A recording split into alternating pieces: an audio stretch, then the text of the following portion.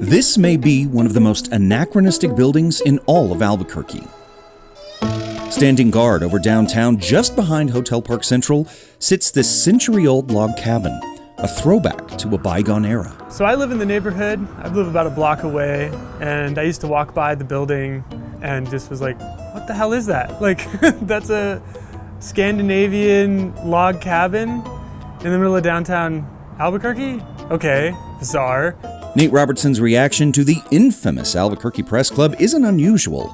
The three-story structure feels like a relic that time forgot.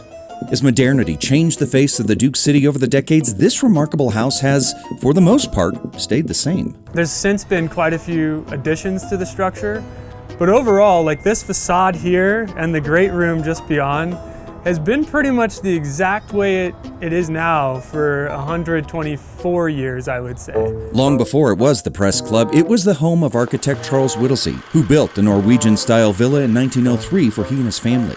They enjoyed unobstructed views of the Sandias to the east, the river and the distant volcanoes to the west. It was then sold in 1908 and was leased out to westward patients suffering from tuberculosis. One of the nurses treating those patients was an Irish Spitfire who relocated to Albuquerque from New Orleans. Cliffy was turning a lot of heads in the area, it sounds like, at the time. She was quite a hottie of her era, and a strong woman, and really educated in her own way. Cliffy was Clara Clifford Myrick McCallum. The head turner from the Big Easy caught the eye of a man named Arthur B. Hall. Definitely attractive. And AB kind of is trying to court her, and she's like, I'm not interested, man, take a hike. And it sounds like he keeps trying, and she's like, if you buy me that house, I'll marry you. And sure enough, he bought her the house. So they moved in.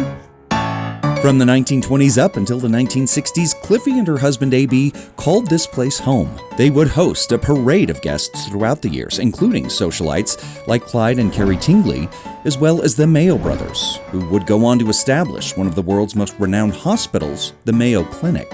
Late-night revelries would often disturb the neighboring homes. So even 100 years ago, there was complaints in this neighborhood about this house always being noisy, which we keep the tradition alive today.